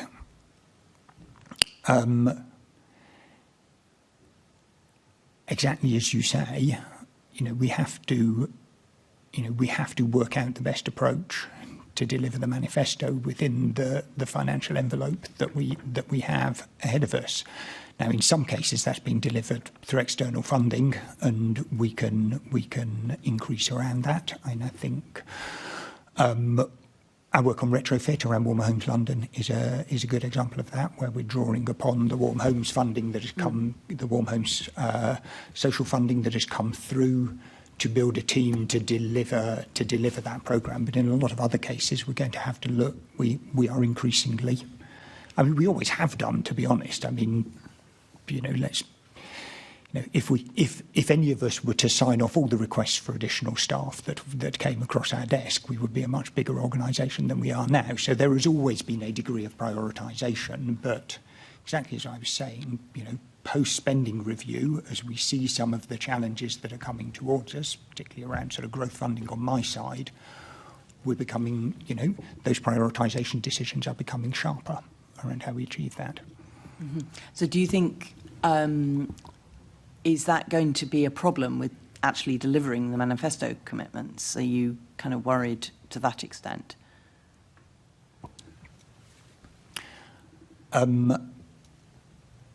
I don't. I think there are some areas where there will be challenges because funding that we have previously relied on is not going to be there. So where we've previously relied on UK SPF funding, for example, that's going to be very challenging. More generally, I don't think so, but I think it may require a sharper focus on manifesto commitments and exactly what we mean by that. Okay, that will be interesting to see more as that unfolds and develops. If I could just say one more thing on that, I think the delivery planning process that we are going through at the moment is driven by and is responding to that pressure to make sure that we really understand what we mean by how we are delivering the manifesto commitments and what the Mayor sees as the priority activities to make that happen. So I think that, it's not a new process to say we're going to have to prioritise. We began that delivery planning process because we wanted to prioritise more sharply. Okay, thank you. I'll be very, very, very brief. So the manifesto commitments, as Phil said, are one of the drivers for an increased headcount, or not, depending on how we deliver them. But as I said before, it's a lot of the work, particularly in my area, is coming externally from the government. So as well as in the skills and skills and employment, where they are expecting us through devolution to take on additional responsibilities, we're also in conversations about what health. What it means to deliver health in London for a strategic authority like the GLA. And again, it's hard to predict where that might end up. But I think the main point to make is that we are now moving to an area or a time of delivery planning where we're looking at prioritisation and how we make sure that we can deliver what we need to do in the most efficient way, particularly in terms of staff that have transferable skills. Rather than always going straight to increasing headcount. So those conversations, as Deanne spoke about with the establishment committee that we've got, are well underway. Thank you. So Deanne, at the June 2024 meeting, you committed to improving exit survey and interview participation rates.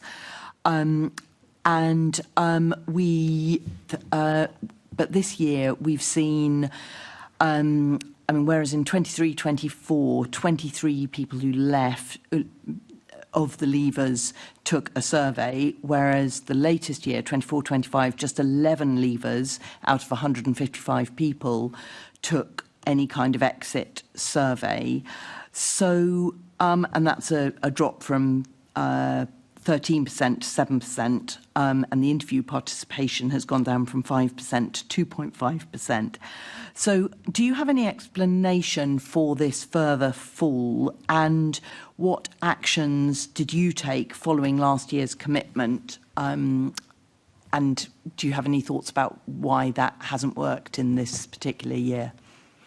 So the first thing I'd say is we do have quite low turnover in the GLA. So our turnover is at 11% when benchmarked against other public sector organisations. We did introduce a revised process. So we have got a new process in where we've been sending exit questionnaires to our leavers, and there is an opportunity for staff who are leaving to request an exit interview. However, you're right, this hasn't had the desired effect, and we haven't increased our completion rates to the rate I would like to see. So it is really important that we get the exit interviews. They're a vital tool for us to make sure that we really understand what the employee experience is and helping to identify any trends, patterns or problems that we need to manage.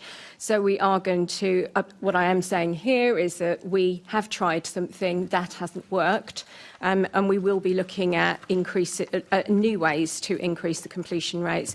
That might include outsourcing that, where if people aren't comfortable having an exit interview with somebody in the organisation, whether they would be more comfortable talking to somebody external. That might be another way of doing it. And we need to make sure that people don't perceive any bias or feel that they can't be open in that exit interview. So we are going to look at other measures. We have tried this approach for a while. We don't feel that that's worked as well as we would like it to have done. So are you confident that you think it'll be you'll have shifted it for next year? So bearing in mind this report has taken us up to March, I would just flag that we are currently in September, but my aim will definitely be by the period of time from now till the end of the financial year that you will see difference in the reporting on that. Thank you. Thank you, Chair. Thank you. The next question is around, so when somebody leaves the organisation, it's categorised as to the reason why they've left. The category other involuntary has seen an 11-fold increase from 1% to 11% year on year. So no explanation was given when this came before the committee in January of this year. Could you now share in terms of what's driven this increase and what it is? So just to flag involuntary, and just to summarise again what the reasons are. Involuntary could be people that have left due to dismissal, people that have come to the end of their fixed-term contract, people that have failed their probation. It could have been redundancy, incapacity, conduct or capability, or it could be a TUPE transfer. So there's a whole range of different reasons for an involuntary transfer. And really to flag that part of the management of fixed-term contracts, the management of staff, that will be the reason that there, the increased focus on people management and the very tight controls that we've got on increasing our headcount. We will be, that will be part of the reason that those numbers are focused as they are. So you're suggesting there, as part of your answer, it's really driven by primarily by ends of fixed-term contracts. Would that not appear should that not be really a separate category? No, I'm saying there are different reasons. It could be the end of a fixed-term contract, and in fact, the highest reason is the end of the fixed-term contract. So that is in that order. So the highest reason we've got is the end of the fixed-term contract. And what I'm saying is that that's a quite regular reason why somebody would depart an organisation. Why would you not have that as a separate category? We could, if that's the way it wanted to be reported. This is the way I think we followed the previous reporting format, which has had it in that way. If you would like it reported in that way, we can do that for a future report. And you say it's the primary reason why it's increased from 1 to 11%. Can you substantiate how much of that is down to that particular reason? I'd need to come back to you on the figure. What I can tell you is it is the highest reason that people have been. It is the highest reason that is categorised under the involuntary bit. So it's over 50% of that. I couldn't tell you offhand the number. I can come back to you. If you could share that with us, thank you. Okay, I'll move on to Assembly Member Prince. Thank you, Chair. Good morning. Or, no, afternoon, isn't it? Yeah. Gosh, there we go. I'm not quite sure who this will be to, actually. But the BAME representation at senior grades remains at 29% compared to 40% overall. My first sub-question is, are you satisfied with the pace of progress in improving BAME progression? Who would like to take that? I should probably take that because alongside my other responsibilities, I'm the executive sponsor for the Race Equity Network. What network, sorry? The Race Equity Network. Race Equity. So sorry, the network for staff who are Black, Asian and minority ethnic, and for those who are interested in race equity.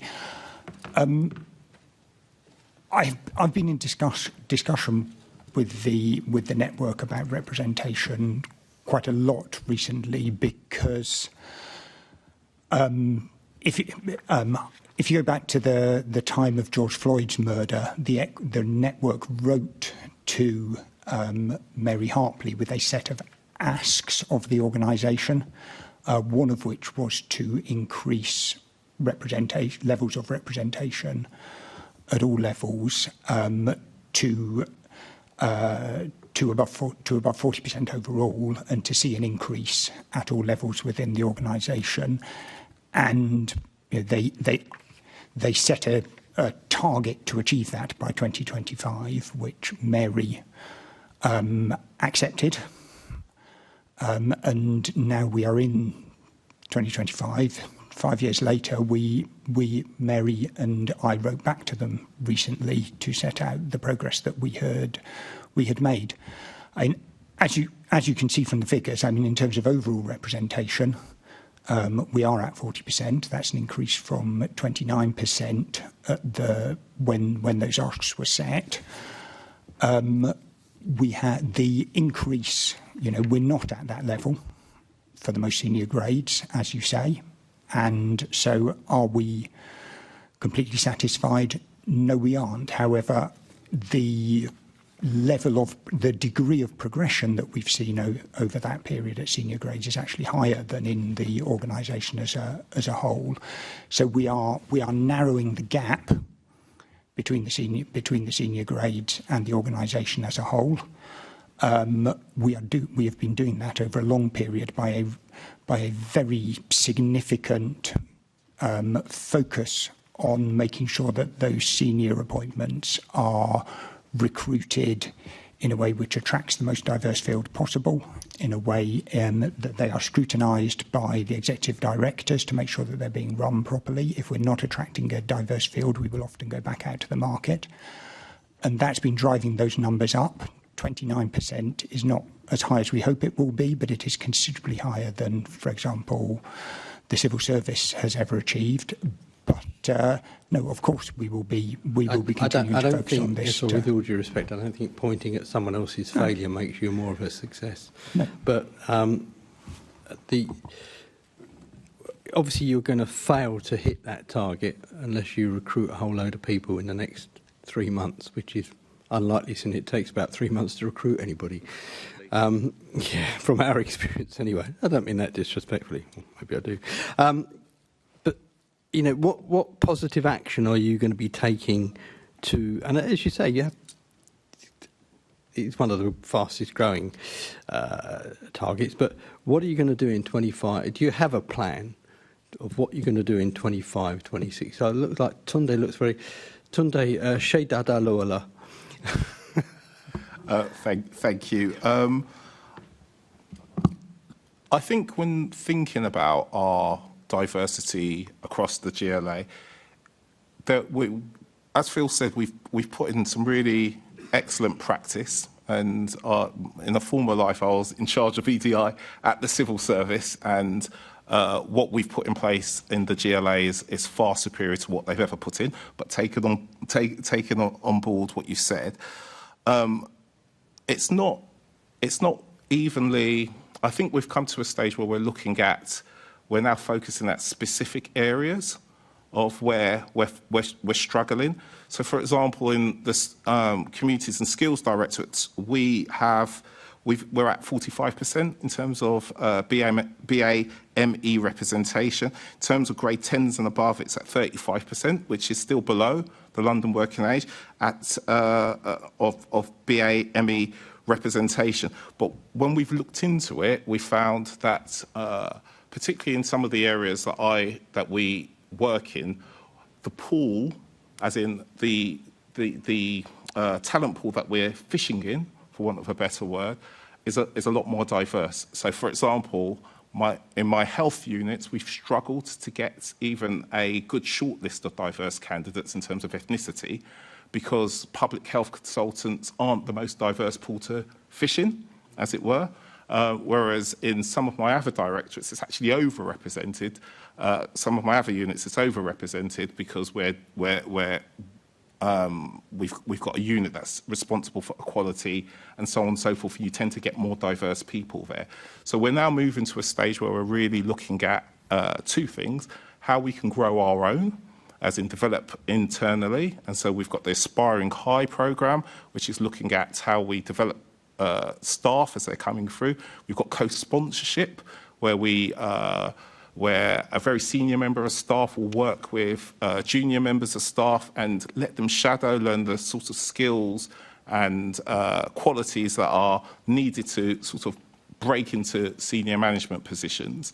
And we've also launched, or we've piloted, particularly in my directorate, a Future Leaders programme, where we've got more of a holistic approach to ensuring that staff can get what they need to come through. So there's a few things that we're doing.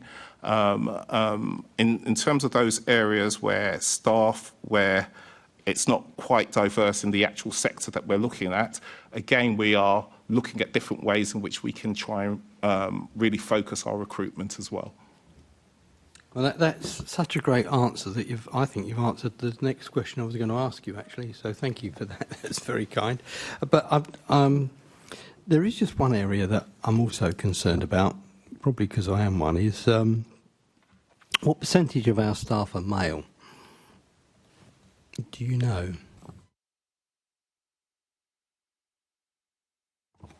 It's lower than the percentage that are female. I think it's about 43 and 57%, but I would have to go back and double check that. And do you know how that compares to London average at all? I would Really off. guess very strongly that the London average is pretty close to 50-50, but I think it is, because that's what it says on my bit of paper here.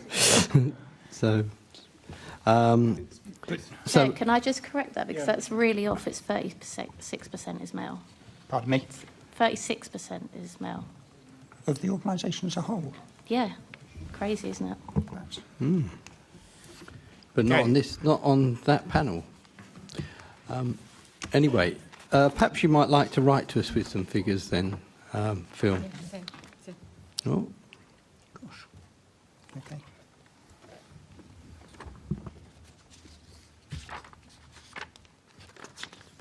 Perhaps you might like to write to us with some figures, and because I think Assembly Member Best has she has corrected us and has provided the correct figure. She's quick at maths than me. She's taken which I am 64 grateful from 100 and come up with 36, which is correct.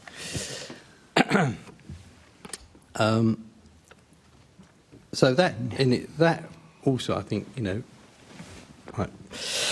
for obvious reasons, I'm a big advocate of having a staff that reflects the residents and the makeup of the area in which we live. But I am also, as a male, quite concerned that we often get the raw end of the deal as well. So We've recently, I think it's reflected in this report, but also in the new report, we still have a pay gap. So even though the proportion of men is less than the proportion of women, we still have a pay gap that we need. What, men get paid more than Mary? The pay gap's calculated on an average basis. So the average level of pay for a female member of staff is lower than the average member of pay for a male member of staff. Why do you do that then? Well, you pay them. Because it reflects the breakdown in seniority. So what that effectively means is that although we have a larger group of female staff, a greater proportion of them are at the lower grades. And, we have 36%. Sorry, so are you saying that... Yeah. Are you saying that men and women get paid differently? No. No. So what you're saying is that there are more men in more senior roles? Yes. Well, then they would be paid more, wouldn't they? Yes, they would be. Yeah. But I think across the organisation as a whole... So not only are you failing with the BAME market, you're also failing with the women as well. I would say with the... But you can give me an example of somewhere else that's doing worse, if that helps. No, I'm not going. I'm not going to do that. Phil, I think we are making very significant progress in terms of ethnicity, and I went back and double checked. 5 years ago there were 6% of the most senior grades were from Black, Asian, and minority ethnic backgrounds. So while 29% is not where we want to be, the change is pretty significant. I think in terms of... But do you have... So we've identified at least 2 areas where you're failing, and I don't mean that in a nasty way. No. Or maybe I do, but do you have a plan to sort this all out? Well, do you have a plan? So... Go ahead. So mandate, yes. That's what we need, mandate. So I can come in on that. I think what Deanne said earlier about us... Actually, maybe we need a woman date, actually, rather than a mandate. But anyway, Tunde, please, sorry. Let me compose myself. I think what Deanne said earlier about getting data, that at the end of the day, without the right data, we can't work out where the issue is. We can look at, sometimes data can tell you the aggregate, but it doesn't tell you where you want to put specific efforts in. So again, speaking about my directorate, I believe we're at 64% female, and certainly my senior management team, I haven't got the figure with you, is far more, it has more females in it than it does males, and therefore if you just looked at my directorate, our gender pay gap will be skewed the other way. Right. Now, there are particular reasons that I could probably point to in terms of the Communities and Skills Directorate probably stereotypically being a more relational unit, and that might be a reason why there might be more females in it. But however, without having that data of saying actually where are the areas where this is where we've got that problem, will then help us to identify the intervention that we want to make in those particular areas. I'm thinking of lots of different areas, particularly around infrastructure and so on and so forth, where it might be a traditionally male or archetypically male domain, and we still need to fish from that pool. So again, this is an iterative process, but it always starts with how good is our data in informing us as to what intervention we want to make. Diane, maybe you'd like to have a stab at it. So the question is, have we got an action plan? So when we do the pay gap report, yes, we have an action plan. You'll be aware that we've just done the EDI strategy. That's just been published. We've got an EDI action plan. And we also then are now producing directorate action plans, which talks to Tunde's point. Each directorate has very specific challenges in terms of it is not an even picture across the entire organisation. Some areas will have more women, some areas, my security team, for example, will have predominantly more men at the in the lower levels of the structure. So we are looking at the organisation as a whole when we do the pay gap report and we do our EDI action plans. We are then also looking at directorate action plans with specific targets and specific areas in the data. Mary Harpley, this is an area she drives personally. She has challenge sessions with each directorate, so we've just got those coming up shortly. Each of us have got specific areas to look at, but it's not the same problem in each unit and each directorate. So we will need customised plans and customised actions depending on where we are.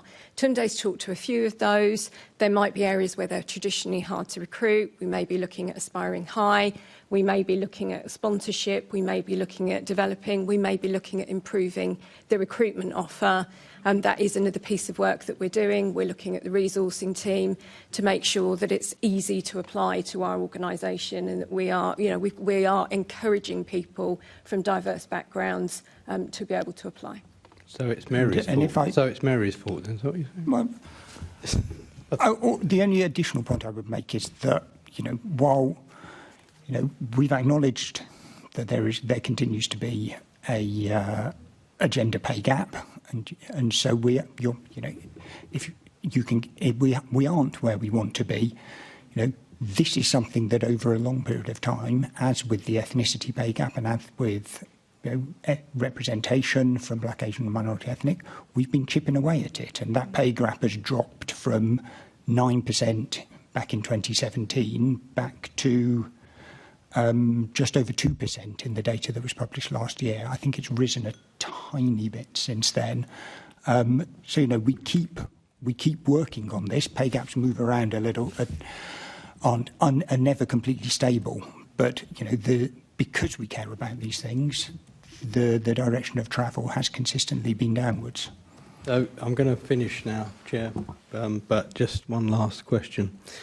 So when we do this again next year, are we going to see improvements or are we going to see a further slip back, do you think? So we are already seeing improvements. So with the report that hasn't yet been published, we have got the figures coming down. I think the message you're getting is we're not complacent about it. There isn't a we've hit a certain point. This is an area we want to get where we've got zero pay gap report. We are moving in the right direction. There is a lot of work going into this area, and it is an improving journey, and that's where we want to keep being. Let's see. Thank you. Assembly Member Georgie. Thank you very much, Mr. Chairman. I thoroughly enjoyed that exchange between you three and Assembly Member Prince. To make clear, I have always hated the phrase BAME, right? Because you are lumping Black Londoners together when people have different backgrounds, Asian Londoners together where they come from different backgrounds, and minority ethnic Londoners are sort of left at the end. And that was the question I was going to ask. Would someone like me be considered BAME?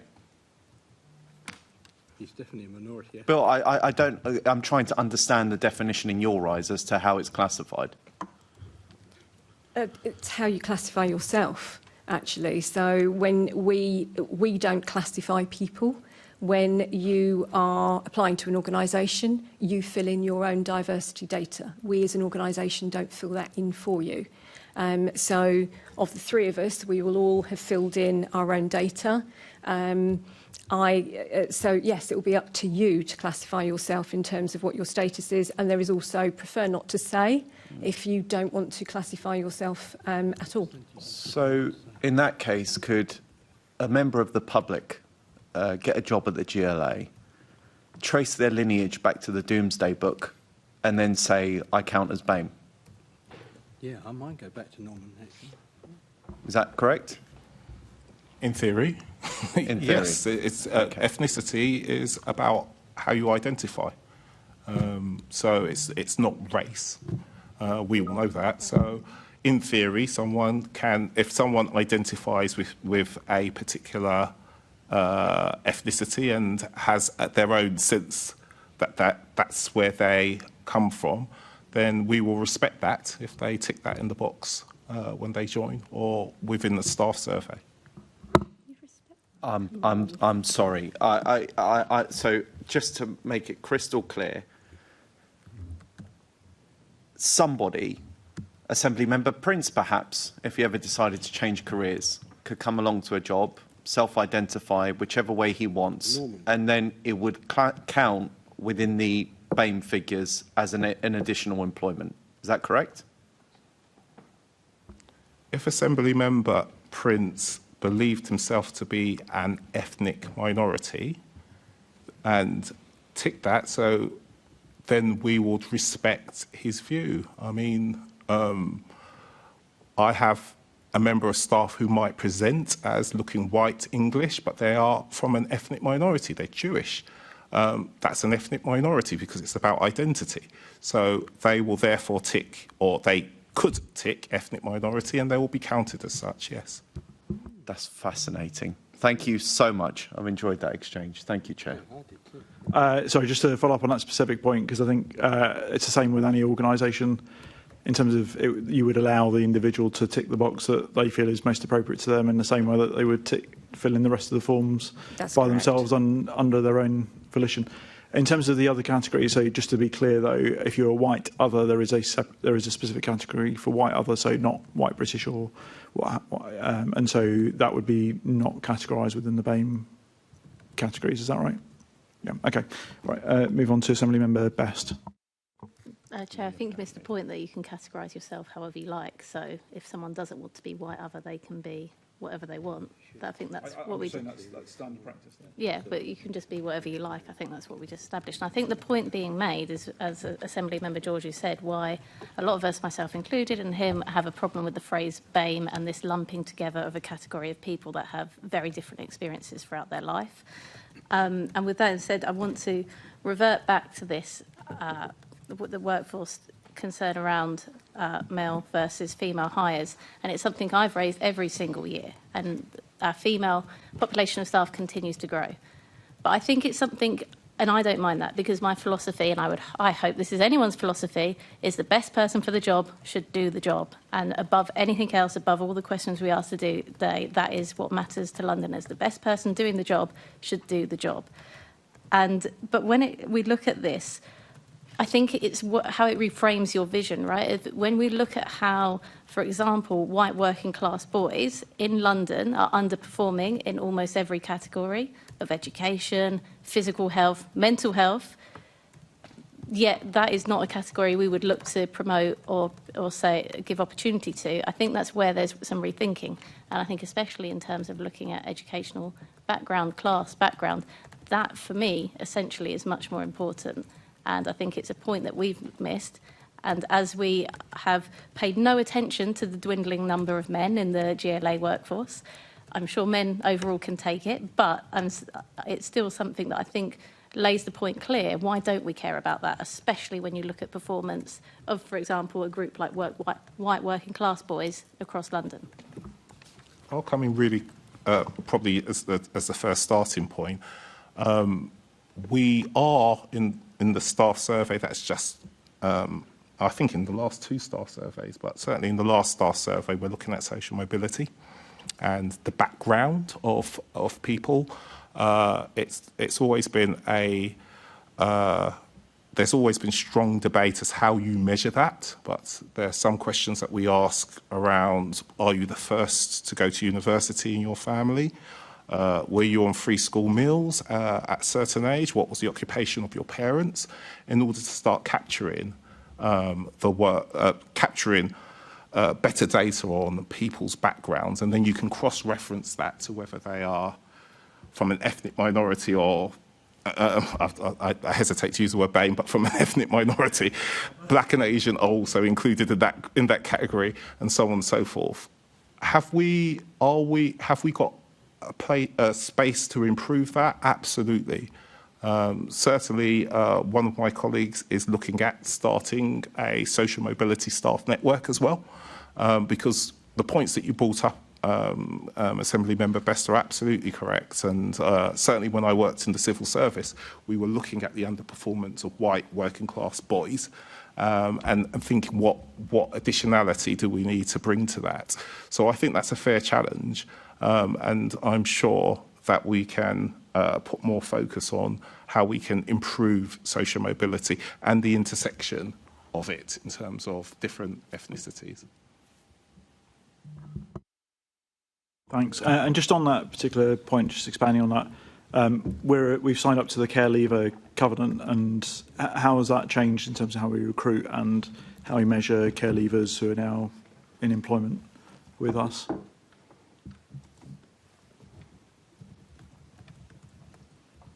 I don't have overall information on that. I can talk about some of the personal experiences of how we've worked with it. So certainly in terms of our apprenticeships, younger aged apprenticeships that we deliver, a significant amount of them, and I'll need to get the figures, are from care leavers.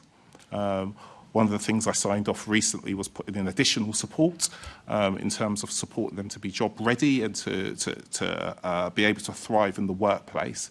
I'm sure that there's probably more information on that, but I don't have it to hand at the moment. Yeah, if you could share that, would be fantastic. Thank you. And I'll move over to Assembly Member Duval now. Can we turn our attention to the issues of recognition payments? And I think it would be you, Diane. Those payments have fallen 1,151 to 852. How do you account for that decrease? And what work is being done to look across to ensure recognition payments are equal across the organisation? We've just recently had this conversation in our People Board, which Tunde was chairing. We've had a look at the recognition payments. I think the paper actually spells out that there are 4 areas, 4 different numbers. I think we feel at the moment that we need to do a review of how well that's working. We've just commissioned a midway pay gap data report so that we can get an understanding. Some of the teams, Phil was one of the earliest to put in some really detailed processes. He can talk to you about that shortly in terms of monitoring and managing how we're rewarding recognition bonuses. Other directorates like my own have plagiarised with pride Phil's processes, but we actually now need to test out how well and how effective that's working in terms of the actual pay gap reporting. So we're going to do a mid-year report just to check that that is having effect. Perhaps, actually, if I could ask you how you're working your one.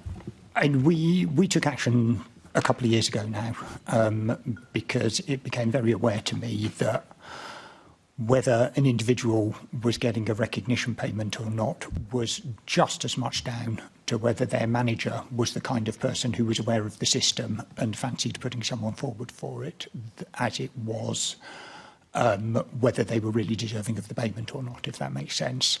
So we took action in my directorate to structure the way we did this. We, rather than just anyone being able to submit a nomination at any time, we run a set number of rounds each year. It's normally 3 rounds a year.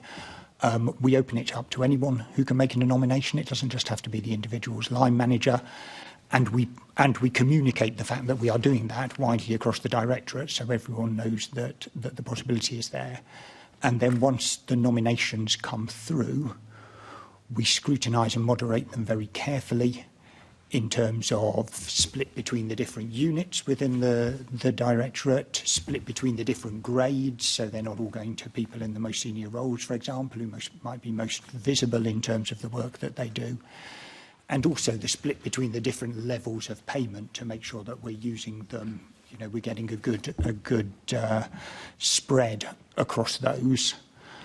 And although we don't do it as part of the moderation of payments, we have then been seeking diversity data to check whether, for example, they are disproportionately going to white staff or male staff, etc., so that we can spot any gaps and try and rectify them in future rounds. I mean, I think that has made a difference in a number of ways. Partly we get a much better spread of applications now, and we actually use recognition payments more than we did in the past, so that kind of culture of recognition is building up. But also, I am confident, know, that broadly speaking, we are increasingly representing.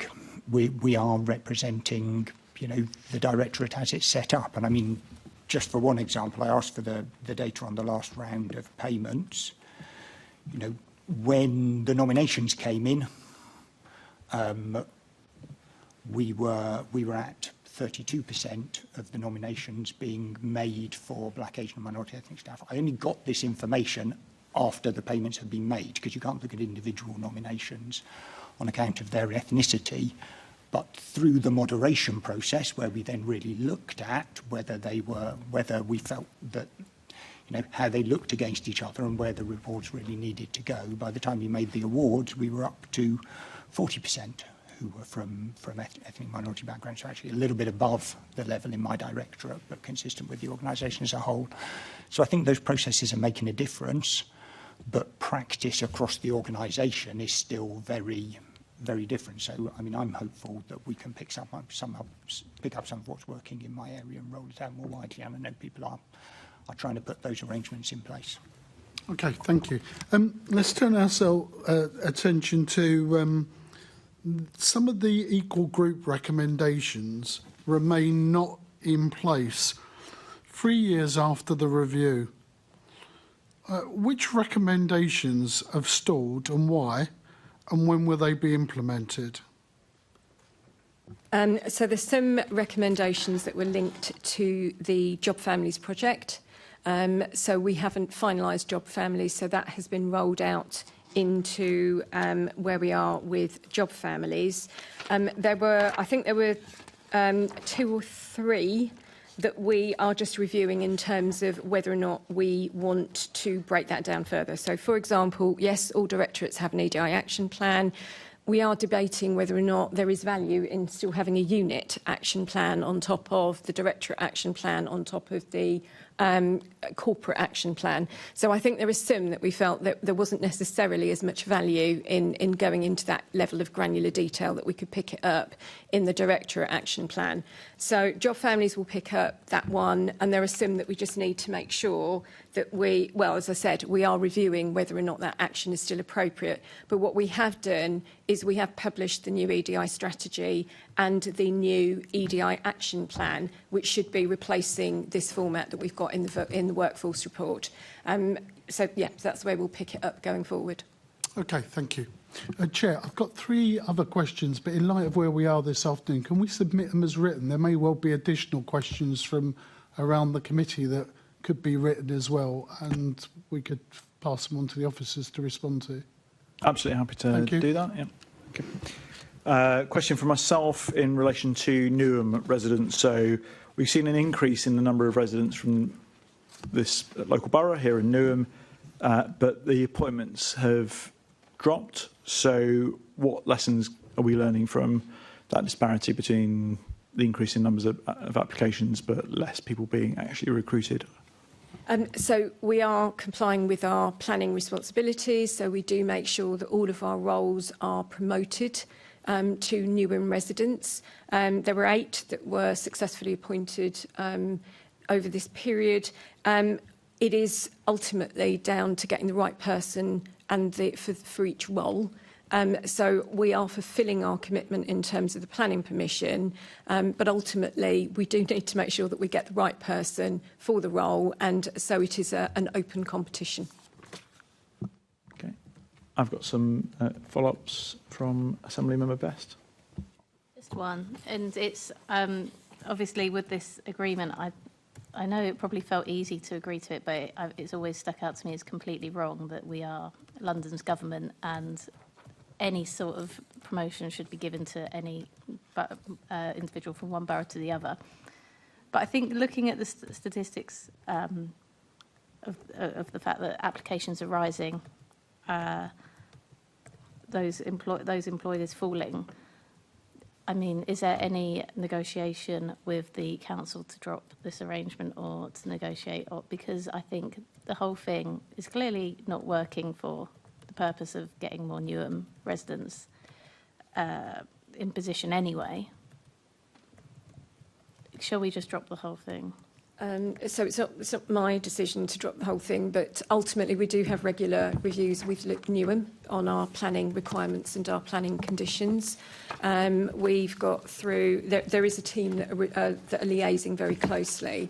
Obviously, the planning area doesn't just include this area as a responsibility. There are others in terms of traffic, car use and everything else that Newham are looking at as part of that planning responsibility. I would like to, yes, is the answer. I would be keen to just make sure that we are, one, keeping under review how valuable and how much benefit Newham are getting from this particular arrangement, as well as whether it's working for the GLA as well. But that doesn't mean to say I can change it unilaterally. I think we would be keen to continue to engage with Newham to make sure that we keep that under review. Thanks. Yeah, and just to be clear, there's obviously a certain level of engagement. I mean, the building's here. I would hope that that was appealing to people from Newham to apply and others. But there is something in the Section 106 agreement around prioritisation that I think strikes the wrong chord in terms of like London's government and employing people across the capital. Okay, thank you very much. Thank you to our guests for attending and answering our questions. We've now reached the end of our Q&A session, so thank you, and you're welcome to leave at this point. Can I ask the committee to note the report as background to putting questions to the invited guests and note the subsequent discussion, and move on to the Oversight Committee work plan, which is set out. Can I ask the committee to note the work programme for 25-26? And finally, the next meeting of the committee is scheduled to take place on the 23rd of October at 2 p.m. in this chamber. And there are no other urgent businesses to be considered, so I declare the meeting closed. Thank you.